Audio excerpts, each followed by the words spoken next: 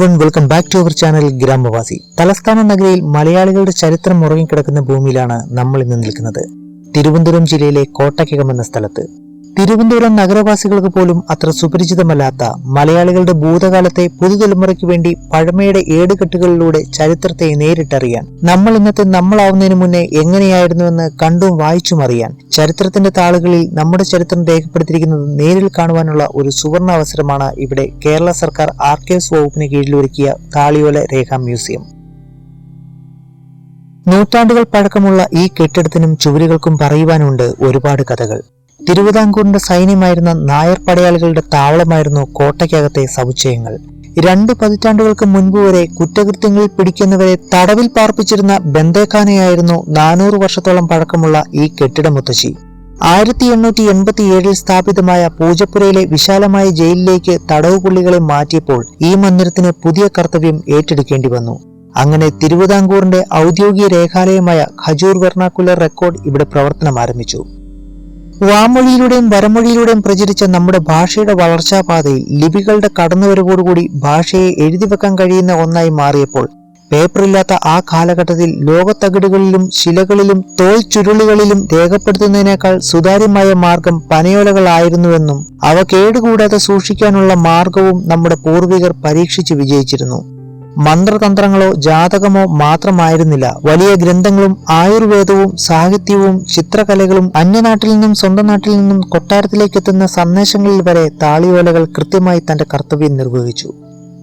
ഭൂതകാലത്തെ വളരെ മനോഹരമായി ഇവിടെ എക്സിബിറ്റ് ചെയ്തിരിക്കുന്നു. പുറം കാഴ്ചകളിൽ കണ്ട കരിങ്കൽ മതിലും ചാട്ടവാർ ശിക്ഷ നൽകുവാൻ കുറ്റവാളിയെ കെട്ടിയിട്ടിരുന്നുവെന്ന് കരുതപ്പെട്ട കരിങ്കൽ തൂണും ജയിലിലെ അന്തേവാസികൾക്ക് ജലം ശേഖരിച്ചു വെക്കുവാൻ നിർമ്മിച്ച ഒറ്റക്കല്ലിൽ തീർത്ത കരിങ്കൽ തൊട്ടിയും പ്രാചീന കാലത്തിലെ സാമൂഹ്യ സാംസ്കാരിക ജീവിത രീതികളെ ചിത്രീകരിച്ചിരിക്കുന്ന ചുമർ ചിത്രങ്ങളും കണ്ട് അകത്തളങ്ങളിൽ പ്രവേശിക്കാം. ഇപ്പോൾ എൻട്രി ഫീസുകൾ ഒന്നും തന്നെ ഇല്ല എങ്കിലും വരും നാളുകളിൽ ചെറിയൊരു ഫീസ് ഉണ്ടാകുമെന്ന് ഓർമ്മിപ്പിക്കുന്നു. മലയാള ഭാഷയുടെ ഉൽപ്പത്തി മുതൽ ശ്രീപത്മനാഭസ്വാമി ക്ഷേത്രത്തിൽ സൂക്ഷിച്ചിരുന്നതും ക്ഷേത്രവുമായി ബന്ധപ്പെട്ടതുമായ രേഖകൾ വരെ ഇവിടെയുണ്ട്. ഈ കെട്ടിടത്തിലായിരുന്നു സോൾട്ട് ആൻഡ് പേപ്പർ സിനിമയിലെ ആർക്കിയോളജിക്കൽ ഡിപ്പാർട്ട്മെന്റ് ഓഫീസായി ചിത്രീകരണം നടത്തിയിരിക്കുന്നത് എന്നത് കൗതുകമുണർത്തുന്ന സംഗതി തന്നെയാണ്. അതോടൊപ്പം പഴമയുടെ വേരുകൾ തപ്പിപ്പോയാൽ കായംകുളം കൊച്ചുണ്ണിയും ഇത്തിക്കരപ്പക്കിയും വെള്ളായണി പരമവും ഒക്കെ തടവനുഭവിച്ച തടവറയാണെന്ന മുത്തശ്ശി കഥയും കേൾക്കാൻ കഴിയും.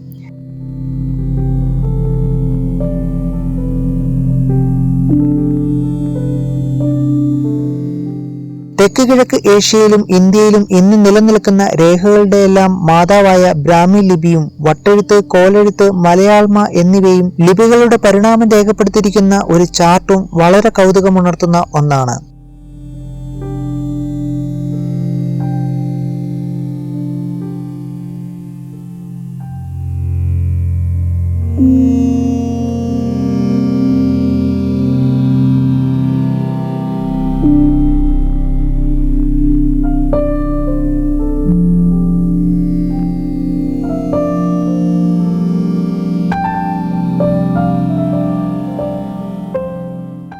ഇവിടെ എത്തുന്ന ഏതൊരാൾക്കും മ്യൂസിയത്തിന്റെ ചരിത്രവും രേഖകളുടെ വിശദീകരണവും നമ്മുടെ സംശയങ്ങളുടെ നിവാരണവും നടത്താൻ സന്നദ്ധരായ ഇവിടുത്തെ സ്റ്റാഫുകളുടെ പ്രവർത്തനം അഭിനന്ദനം അർഹിക്കുന്നു.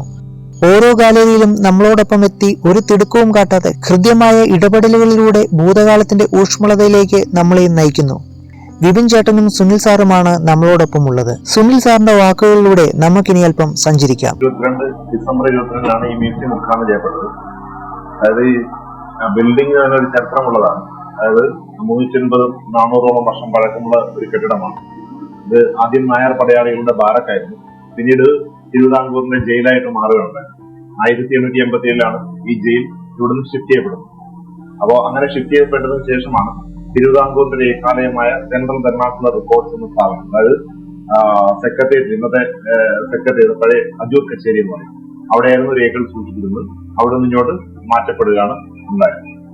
അതായത് 1.5 നൂറ്റാണ്ട് മുമ്പ് പേപ്പർ ലഭ്യമല്ലാതിരുന്ന കാലഘട്ടത്തിൽ സംസ്കരിച്ച പനയോലയിലായിരുന്നു രേഖപ്പെടുത്തലുകളൊക്കെ നടത്തിയിരുന്നത്.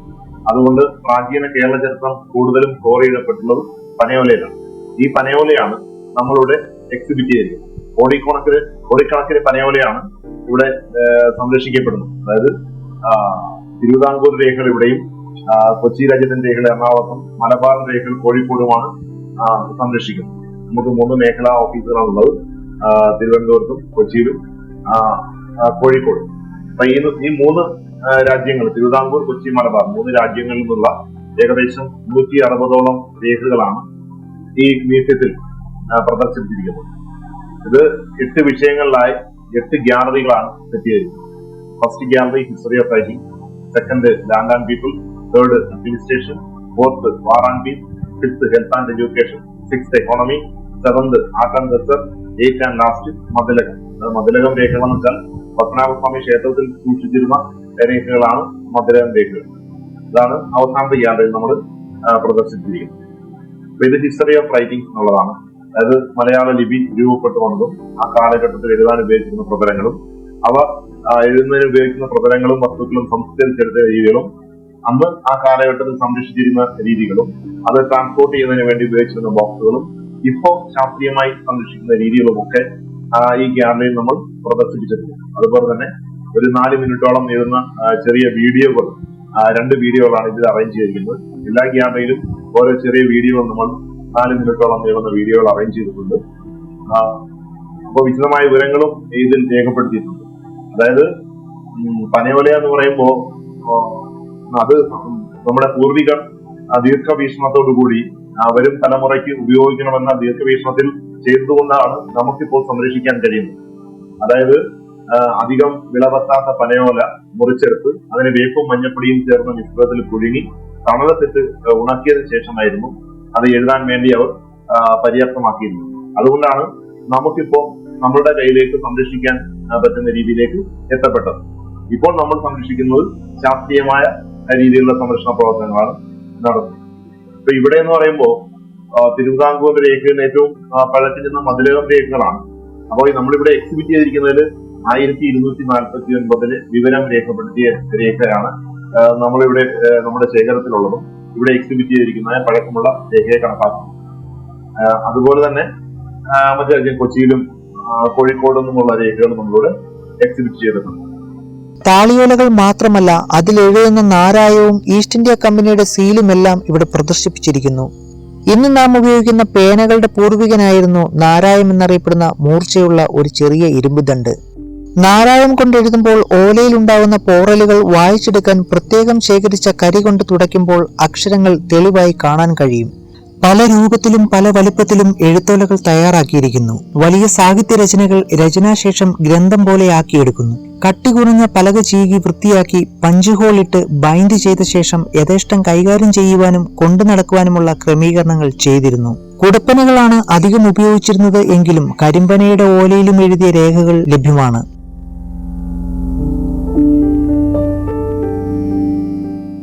പറയുമ്പോൾ വളരെ പ്രധാനപ്പെട്ടതും ഫോൾഡ് ചെയ്ത് വെക്കാൻ പറ്റുന്നതുമായ രേഖകൾ സൂക്ഷിച്ചിരുന്ന ബോക്സുകളാണ്. നമുക്കും ഇതുപോലെ മനോഹരമായ ബോക്സുകളൊക്കെ ഉണ്ടാവുള്ളൂ. അന്ന് വാല്യുബിൾ ആയിട്ടുള്ളതും ഫോൾഡ് ചെയ്ത് വെക്കാൻ പറ്റുന്ന രേഖകളൊക്കെ അതൊക്കെ സൂക്ഷിച്ചിരുന്നത് ഇതുപോലുള്ള മനോഹരമായ ബോക്സുകളായിരുന്നു. രണ്ടാമത്തെ ഗ്യാലറിയാണ് ലാൻഡ് ആൻഡ് പീപ്പിൾ എന്നത്, മണ്ണ് മനുഷ്യൻ എന്നുള്ളതാണ് ഈ ഗ്യാലറിക്ക് കൊടുത്തിരിക്കുന്ന പേര്. അതായത് പണ്ട് കാലഘട്ടത്തിൽ മനുഷ്യൻ ഭൂമി കൃഷി ആവശ്യത്തിന് വേണ്ടി മാത്രമാണ് ഉപയോഗിക്കുന്നത്.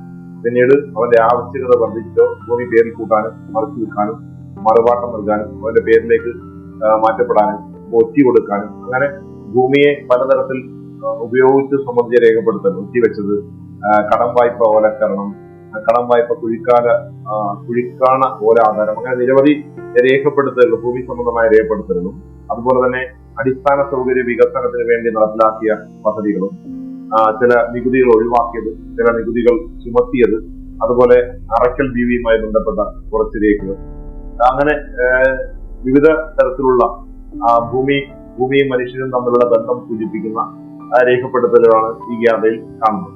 അതുപോലെ തന്നെ ഈ രേഖകൾ പരിശോധിക്കുമ്പോൾ നൂറ്റാണ്ടുകൾക്ക് മുമ്പ് കാലഹരണപ്പെട്ട ഇന്ന് പ്രചാരത്തിലിരിക്കുകയും ഇപ്പോൾ ഉപയോഗമില്ലാതായി തീരുകയും ചെയ്ത കുറെ പദങ്ങൾ ആ രേഖകളിൽ നിന്ന് ലഭ്യമായത് നമ്മൾ ഇതിൽ രേഖപ്പെടുത്തിയിരുന്നു. അതിന്റെ വിശദീകരണവും രേഖപ്പെടുത്തുന്നു. അതുപോലെ തന്നെ ആ കിയോസ്കില് കുറച്ച് ഇത് സംബന്ധിച്ചുള്ള ഈ രേഖകളിൽ നിന്നുള്ള കുറെ പദങ്ങൾ ചേർത്ത് നമുക്ക് സ്വയം പ്രവർത്തിപ്പിക്കാവുന്ന രീതിയിലുള്ള ഒരു കിയോസ്കും സജ്ജീകരിച്ചിട്ടുണ്ട്.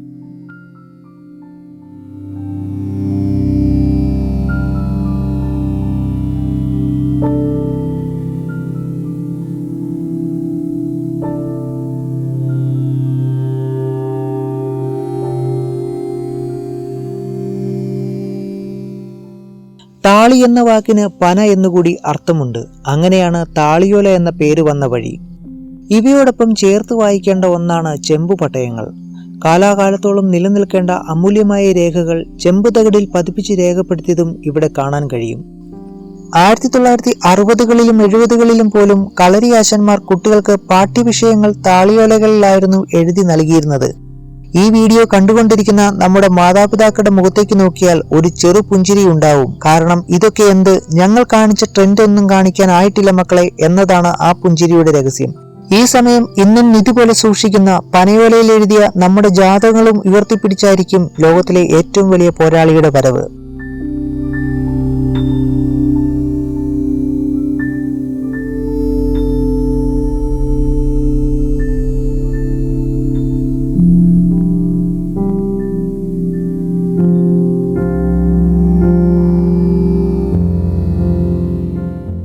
വളരെ സാംസ്കാരികപരമായി അന്ന് തിരുവിതാംകൂറിന്റെ ഒരു മുന്നേറ്റത്തിന്റെ ഭാഗമാണ് ഈ രേഖകൾ കാണുന്നത്. അതായത് തിരുവിതാംകൂറിൽ സൈന്യം തമ്പടിച്ചിരുന്നു. ആ സൈന്യത്തിലെ ഉദ്യോഗസ്ഥൻ സീതാരാമൻ എന്ന ആൾ അദ്ദേഹത്തിന്റെ ഭാര്യാസമേതനായിട്ടാണ് ഇവിടെ കഴിഞ്ഞിരുന്നത്. അപ്പം പെട്ടെന്ന് തന്നെ അദ്ദേഹം മരണപ്പെടുകയും അദ്ദേഹത്തിന്റെ ഭാര്യയ്ക്ക് തീയിൽ പാഞ്ഞു മരിക്കണമെന്ന ആഗ്രഹം ഉണ്ടാവുകയും തീയിൽ പാഞ്ഞു മരിക്കുന്നതിനായി ഭരണാധികാരികളെ കാണുകയും അപേക്ഷ നൽകുകയും ചെയ്തു. പക്ഷെ തിരുവിതാംകൂർ അതുപോലുള്ള ദുരാചാരങ്ങൾ ഇല്ലാതിരുന്നതിനാൽ അതിനെ നിരുത്സാഹപ്പെടുത്തിയവരെ സതി പോലുള്ളതാണ് ആചാരം. അത് ഭർത്താവിനോടൊപ്പം ചേർന്നിരിക്കുന്നതാണ്. അതിനുശേഷമാണ് അവർ തീയിൽ പാഞ്ഞു മരിക്കുക സമീപിച്ചത്. അപ്പോ അവരെ നിരുത്സാഹപ്പെടുത്തി വിട്ടതിനു ശേഷവും അവർ കച്ചേരിയിൽ സത്യാഗ്രഹം അനുഷ്ഠിക്കാനുണ്ടായത്.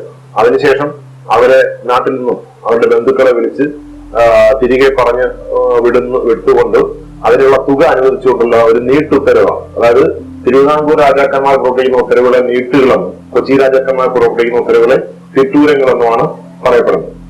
ഇത് നമുക്ക് വായിക്കാമാണ്. നൂറ്റാണ്ടുകൾ പഴക്കമുള്ള ഒരു മാടൻ തമ്പുരാൻ ക്ഷേത്രം ഇവിടെ കാണാം. കരിമ്പനയുടെ ചുവട്ടിൽ ആവാഹിച്ച മാടൻ തമ്പുരാനായിരുന്നു അന്നത്തെ ജയിലിന്റെ കാവൽക്കാരനും തടവ് പുള്ളികളുടെ പ്രാർത്ഥനാമൂർത്തിയും. ഇവിടെ നിന്ന് നമ്മൾ നേരെ ചെല്ലുന്നത് പ്രാചീന കേരളത്തിന്റെ ഭരണ സംവിധാനങ്ങളുമായി ബന്ധപ്പെട്ടുണ്ടാക്കിയ രേഖകളിലേക്കാണ്. തിരുവിതാംകൂറിന്റെ സുരക്ഷയ്ക്കായി തോക്കുകൾ വാങ്ങിയതും മാലയം പട്ടാളത്തിലെ ശിപായിമാർ ഉൾപ്പെടെ ജീവനക്കാർക്ക് യൂണിഫോം അനുവദിച്ച ഉത്തരവുകളും ഉന്നത പദവി അലങ്കരിച്ചിരുന്നവരുടെ നിയമന ഉത്തരവുകളും ശിക്ഷാ നിയമവും ഭേദഗതികളും എല്ലാം ഈ ഗാലറിയിൽ പ്രദർശിപ്പിച്ചിരിക്കുന്നു.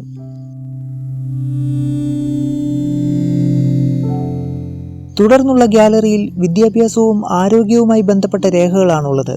സ്കൂളുകളുടെ നിർമ്മാണ ചിലവുകളും നവീകരണവും ടൈപ്പ് റൈറ്റർ വാങ്ങുവാനുള്ള ഉത്തരവും കൂടാതെ 1934 ഒരു രേഖയിൽ തിരുവനന്തപുരത്ത് ആദ്യമായി ഇംഗ്ലീഷ് മീഡിയം സ്കൂൾ സ്ഥാപിക്കുന്നതിനു വേണ്ടി സ്ഥലം ഏറ്റെടുക്കുന്നതുമായി ബന്ധപ്പെട്ട് പണം നൽകിയ രേഖയും ആശുപത്രി നിർമ്മാണവും നവീകരണവും പകർച്ചവ്യാധി മരണങ്ങളുടെ കണക്ക് സൂക്ഷിക്കാനുള്ള ഉത്തരവ് നടത്തിയതും പ്രതിരോധ മരുന്നുകൾ പുറം നാട്ടിൽ നിന്ന് വാങ്ങിയതും പ്രതിരോധ കുത്തിവയ്പ്പുകൾക്ക് നേതൃത്വം നൽകുവാൻ ചുമതല നൽകിയതും ഉൾപ്പെടെ പ്രാചീന കേരളത്തിന്റെ ആരോഗ്യ പരിപാലനവും സാക്ഷരതയിലേക്കുള്ള നമ്മുടെ കുതിച്ചുചാട്ടത്തിന്റെ നേർക്കാഴ്ചകളുമൊക്കെയാണ് ഇവിടെ ഒരുക്കിയിട്ടുള്ളത്.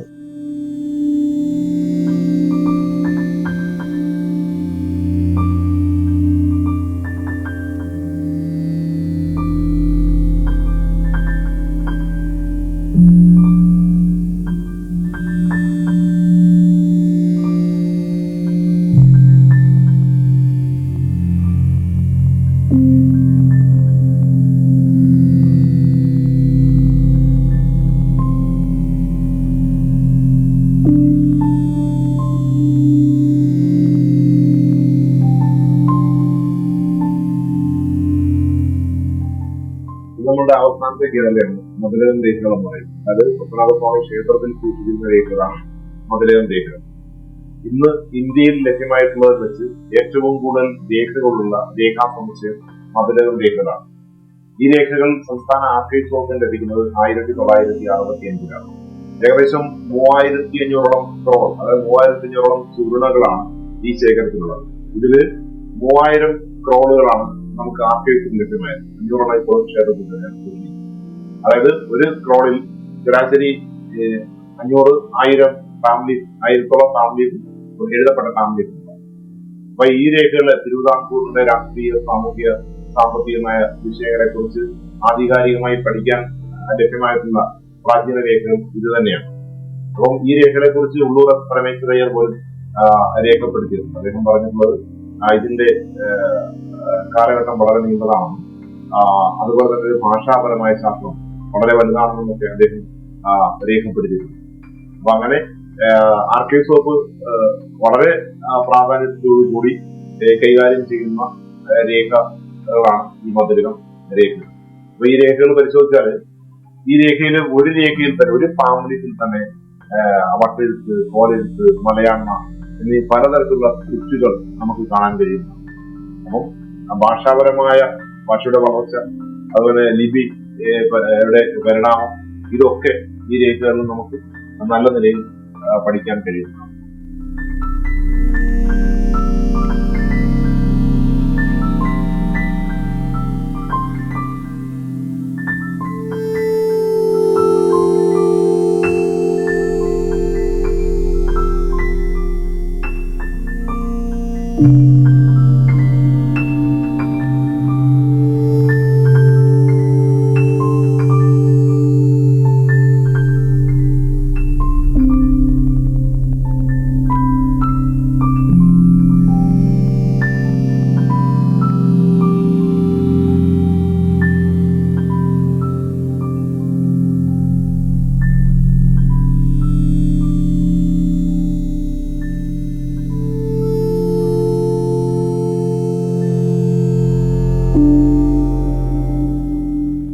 അതായത് ഈ രേഖകളിൽ നിന്നൊക്കെ നമുക്ക് ഒരുപാട് കാര്യങ്ങൾ പഠിക്കാനുണ്ടെങ്കിലും പ്രധാനമായിട്ട് പഠിക്കാനുള്ളത് കൺസർവേഷൻ, രേഖകളുടെ കൺസർവേഷൻ. അതായത് നൂറ്റാണ്ടുകളായി മുമ്പ് എഴുതപ്പെട്ട ഈ രേഖകൾ ഇപ്പോഴും സംരക്ഷിക്കപ്പെടുന്നു. അപ്പൊ അതിന്റെ കൺസർവേഷൻ ഒരു പഠന വിധേയമാണ്.